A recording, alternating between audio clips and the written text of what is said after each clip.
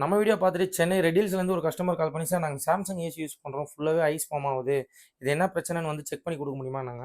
டேரெக்ட்டா சைட்ல போய் செக் பண்ணி பார்த்ததுல இன்டோர் ஓப்பன் பண்ணி பார்த்தா ரைட் ஹேண்ட் சைடில ஃபுல்லாகவே காயில் ஃபுல்லாக ஐஸ் கட்டுது. சார் அதுவும் இல்லாமல் நாங்கள் வந்து எங்கள் மேலேயும் தண்ணி தெறிக்குதுன்னாங்க. என்ன ப்ராப்ளம் செக் பண்ணி சொல்லுங்கள் சார்னாங்க. செக் பண்ணி பார்த்ததுல லெஃப்ட் ஹேண்ட் சைடு காயில் ஃபுல்லாகவே லீக் ஆனது. சார் என்ன சார் பார்க்கறதுக்கு புதுசாக இருக்குது லீக்குன்னு சொல்கிறீங்களேன்னாங்க.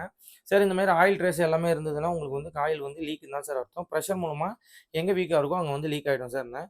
ஓகே சார் என்ன பண்ணணும்னாங்க. சார் இதை வந்து நம்ம கொண்டு போய் ப்ரெஷர் குடுத்து வெல்டிங் தான் சார் அடிக்கணும்னேன். ஓகேப்பா எனக்கு என்ன பண்ணணுமோ பெஸ்ட்டா பண்ணி குடுங்கன்னாங்க. ஓகே சார் சொல்லிட்டு நம்ம ஃப்ளேர் எல்லாமே ரிமூவ் பண்ணிட்டு, நம்ம வந்து ஷாப்புக்கு கொண்டு வந்தாச்சு. ஷாப்புக்கு கொண்டு வந்து செக் பண்ணதுல பார்த்தீங்கன்னா, மைன்யூட்டான லீக் வந்து லெஃப்ட் ஹேண்ட் சைட்ல ஒரு 3 இடத்துல இருந்தது. எவ்வளோ மைன்யூட்டா இருக்குன்றத நீங்களே பாருங்க. இந்த ப்ரெஷர்ல வந்து ஏர் பபிள் வருது. இதான் லீக்கேஜ். சாருக்கும் நான் வீடியோ எடுத்து அனுப்பிட்டு, சார் இந்த மாரி லீக்கேஜ்னால தான் உங்களுக்கு இந்த பிரச்சனை சார்ன்னேன். ஓகேப்பா எனக்கு பண்ணி குடுங்கன்னாங்க. பெண்டே மாத்தியாச்சு சாருக்கு. பெண்ட் எல்லாமே ஒரு 3 பெண்ட் எல்லாமே மாத்தி பக்காவா ஆயில் சேவர் எல்லாமே அடிச்சு, வாட்டர் வாஷ் பண்ணி சைட்ல எல்லாமே ஃபிக்ஸ் பண்ணியாச்சு. வேக்கம் போட்டு கேஸ் எல்லாமே ஏத்திட்டு கஸ்டமர ஏசி ஆன் பண்ண சொல்லி ஒரு 10 நிமிஷம் கழிச்சு கீழ போய் செக் பண்ணதுல, ரூமே செம கூலிங்கு. கஸ்டமர் ரொம்பவே ஹேப்பி. இந்த மாரி சர்வீஸ் உங்களுக்கும் ஏதாவது தேவைன்னா கீழ இருக்க நம்பர கான்டாக்ட் பண்ணுங்க.